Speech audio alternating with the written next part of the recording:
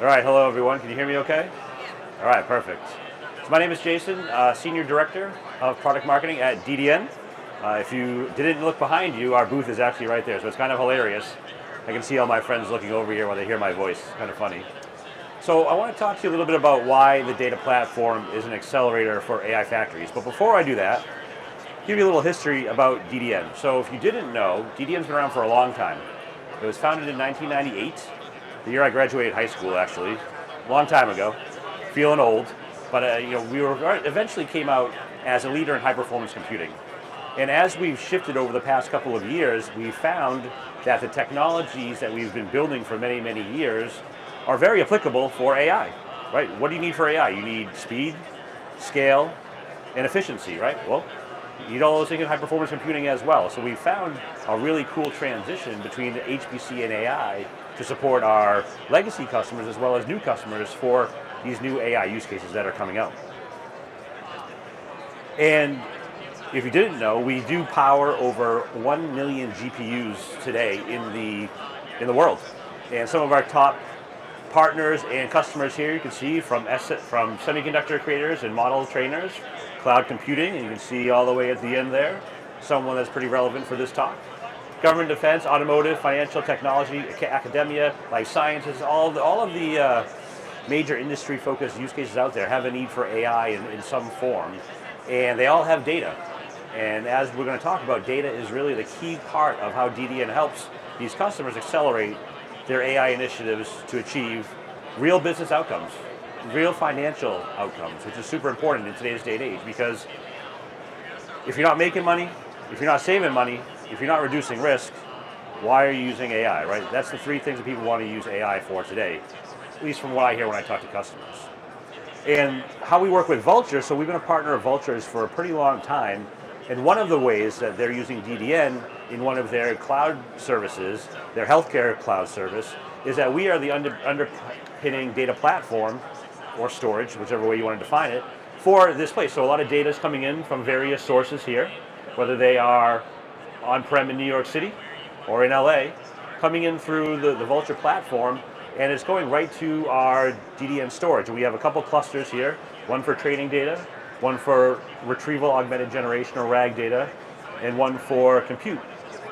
And so we're working in close conjunction with Vultr's cloud GPUs, because remember, as I'm going to talk about, one of the choke points for AI factories or any AI pipeline or workload is this connection here. And we're going to talk about why that's important.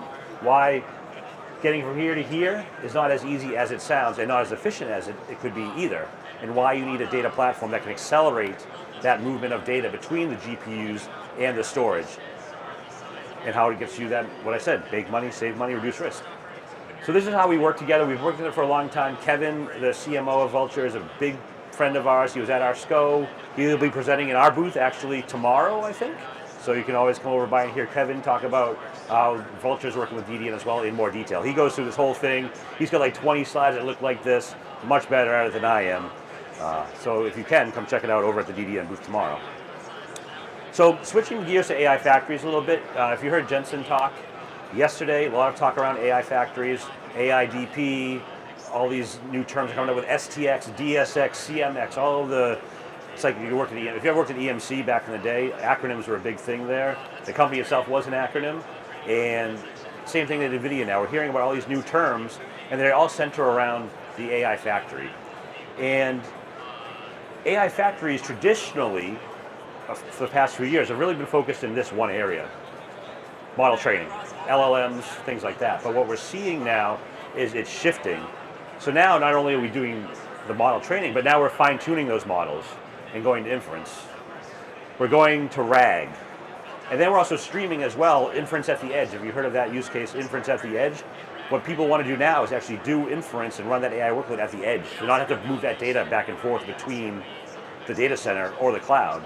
So these AI factories are becoming very, very critical when it comes to standing up infrastructure that's able to support multiple use cases. So very, very important in the world today. It's not just the Groks or these very, very large training models anymore. It's actually major corporations, sovereign nations as well, are deploying AI factories for national infrastructure, for supporting the billing systems for the energy companies for paying parking tickets. It's some very interesting things that are happening across the world, and they're all being facilitated by these AI factories.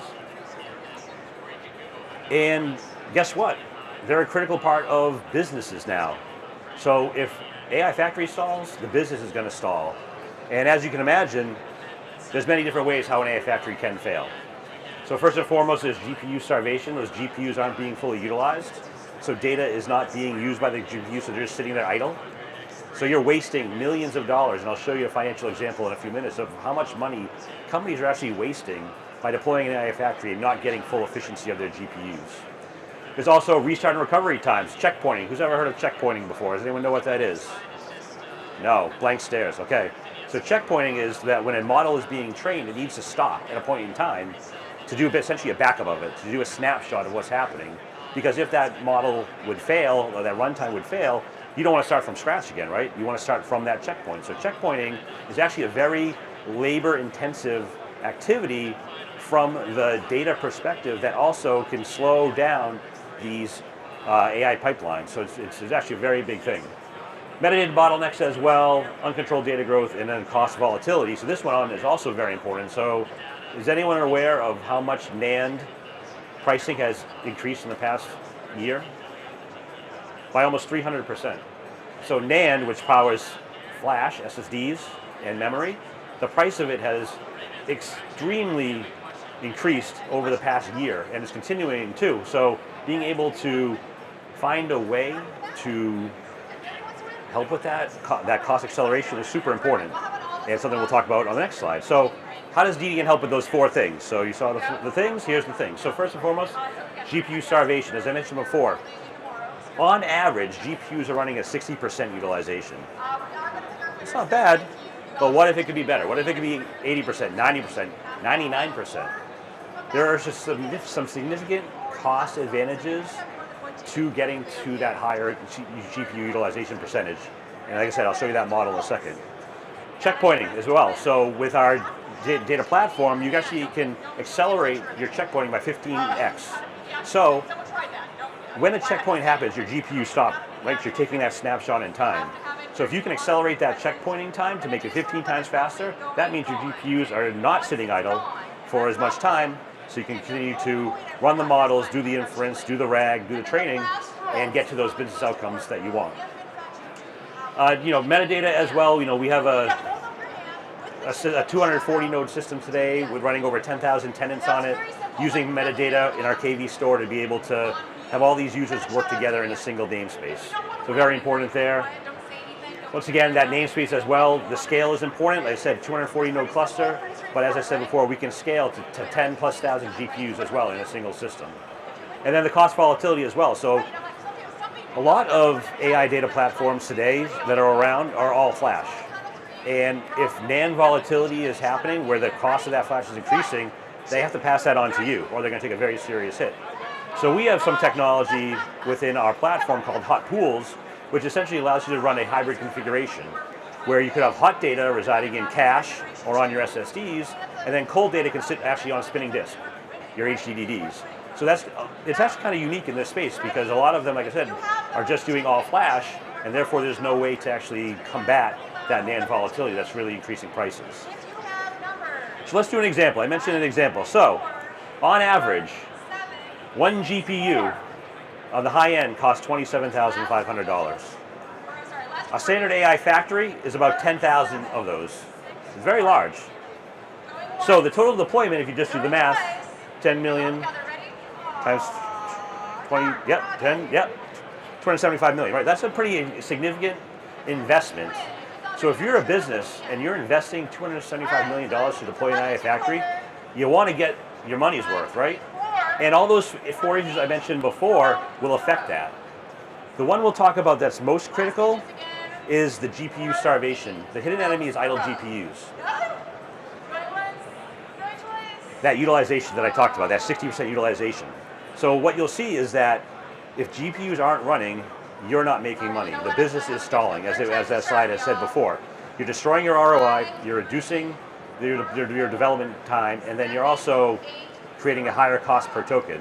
And you want, that's Jennifer, they just won a prize. You want low cost per token, right? Low cost per token is important because that will be able to generate more tokens for the amount of money that you're paying. So think about this, industry standard, 60% GPU utilization. You've bought 100% of them, right? You spent $275 million on your AI factory, but you're only getting 60% usage out of it. What does that cost you? So let's do some math, simple math. If you have a 10,000 GPU cluster running at 40% inefficiency, that's 4,000 idle GPUs. 4,000 idle GPUs at that $27,500 cost means that you actually are having $110 million of stranded capital sitting in your data center, not running, not being used. That's a lot of money. That is a lot of money. And if your CEO knew that, he probably would not be happy. So let's say you use DDN as your data platform that underpins those GPUs and feeds that data to your GPUs. And say you don't get 99% because that is a stretch, but say you get 90%. So you're improving your GPU utilization by 30%. What does that look like from a cost perspective now? Well, let's do some more math. So if we were stranding $110 million, we're getting back 3,000 GPUs because we've increased that utilization from 60 to 90% at that $27,500 cost. You just recovered $82.5 million. Your CEO might be happy about that.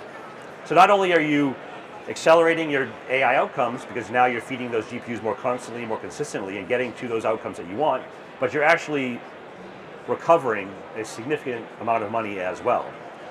So it's super important to be able to have a data platform that is able to help you solve this problem of idle GPUs, of slow checkpointing, of NAND volatility, et cetera, and that's what DDN does. So if you want to learn more, our booth is right there. Come on by. I'll be over there all day today, tomorrow, and Thursday. We have some live demos running. So not only are we helping customers at the infrastructure level with the data platform, we're building pipelines on top of that with NVIDIA NeMo and NIM microservices and CUDA libraries. So if you're, for example, if you're a financial services company and you are doing quant analysis on this financial markets to understand your risk, we actually built a pipeline that's running right over there. I can see it, where you can go into